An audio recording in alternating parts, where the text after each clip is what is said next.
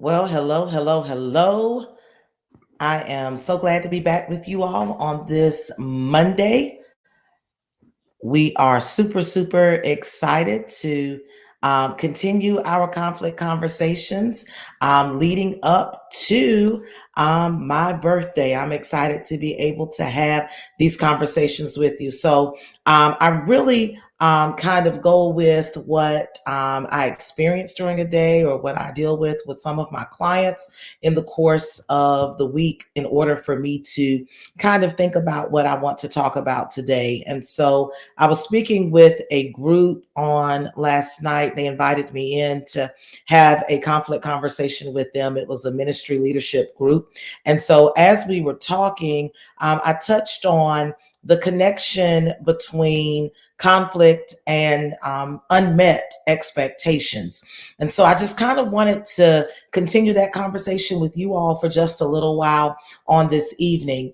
I see so many conflicts that originate in simple, unmet expectations, but it even goes deeper than that. So many times, those expectations have not been communicated, and you're trying to hold someone accountable for something that you've never shared with them. You're trying to hold them accountable for knowing something that you never told them.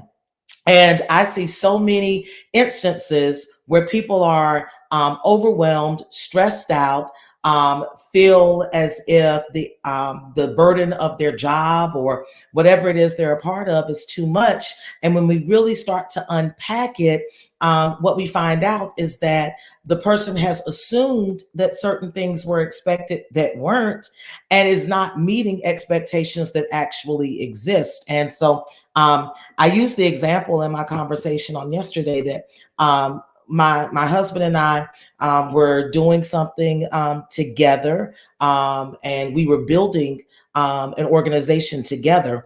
I got to a point where I was just extremely overwhelmed with a lot of the things that I was doing. And so I went and I had the conversation with him, and my whole mindset was, I just can't do all of this, and this is too much. And so, as we're having the conversation, I don't even know if he remembers, this is probably like 17, 18 years ago. So, as we're having the conversation, my husband's asking me, he's like, well, tell me what it is that is on your plate that is overwhelming to you that you can't do anymore. And so I'm like, well, I can't do this. And he's like, okay. And I can't do that anymore. And he's like, okay. And as I kind of went down the list of the things that I couldn't do anymore because I found them overwhelming, he was very calm and nonchalant about it. And so I asked him, like, how are you able to be so unfazed by me kind of telling you that I'm not going to, be doing these things anymore? He said, because all of those things that you mentioned, they're things I never really asked you to do. They're things I never really expected you to do. And so the fact that you find them overwhelming and you're no longer able to do them is not really consequential to me, because that was never my expectation.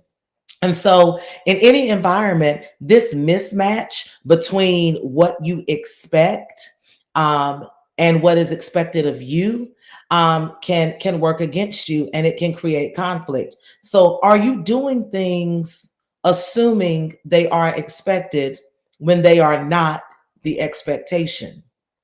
Are you holding a grudge against someone because they haven't met an expectation that you have? But now that you think about it, you've never communicated that expectation. And are your expectations out of alignment, right? Sometimes you can expect someone to do something that they don't have the capacity to do.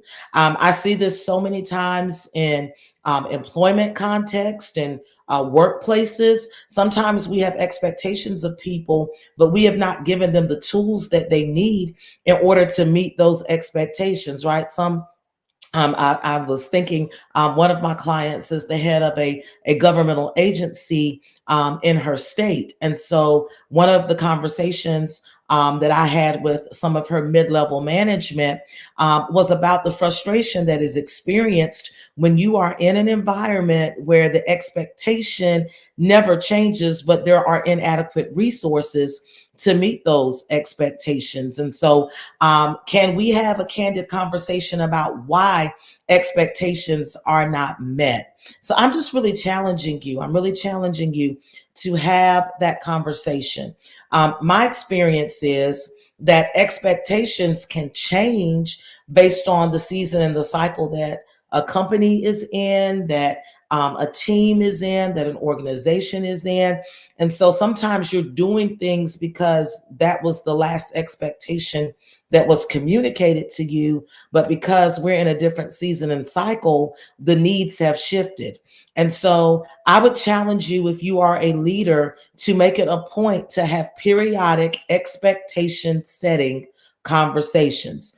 Actually sit down and have a talk where you say, let me make sure you're clear on what my expectations are of you. Likewise, let me be clear of what your expectations are from us as an organization.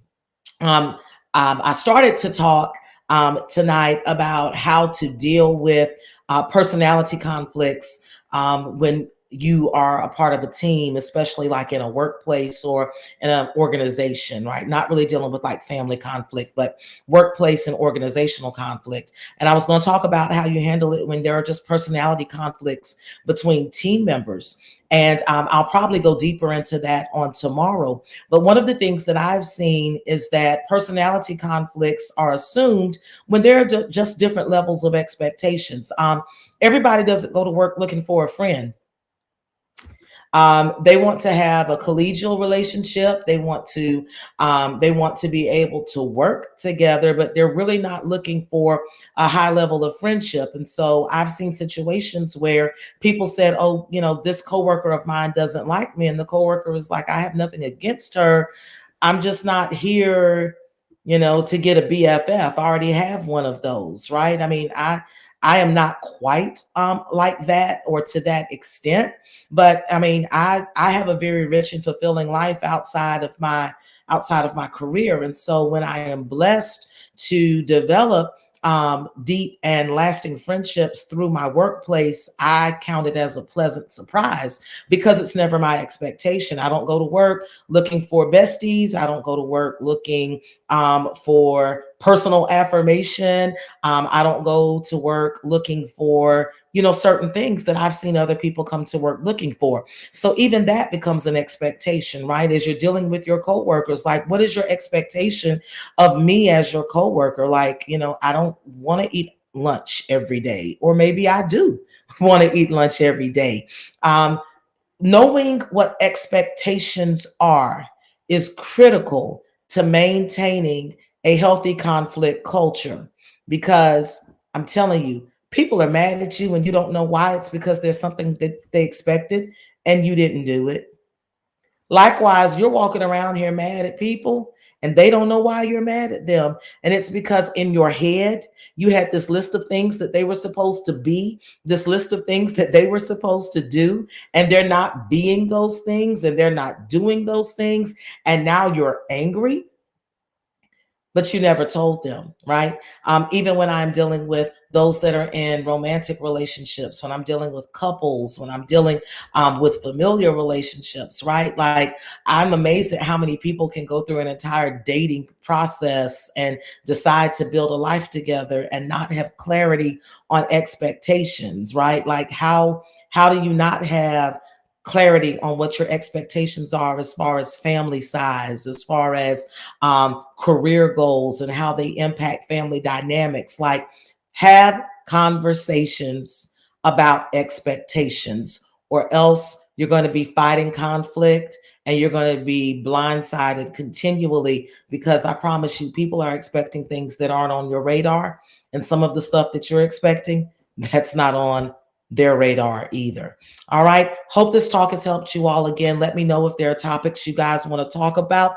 It's my goal to be here with you all Monday through Saturday for the next few weeks, leading up to, as I am saying, the 27th anniversary of my 21st birthday, because I believe the best thing that I can do to celebrate the fact that I am here on planet Earth in this realm is to pour out into others what I am blessed to be. So for my birthday, I'm giving you who I am at no charge. Just meet me here every evening for a conflict conversation. You all have a great evening. Have a productive day tomorrow. I challenge you. Every relationship that you have where you're frustrated and you're on the brink of some type of unhealthy conflict, rewind and look and see, do I have clarity about what's expected of me?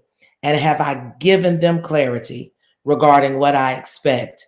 It can be a very liberating conversation instead of an unhealthy and toxic conflict conversation. All right. See you guys tomorrow. Have a great evening.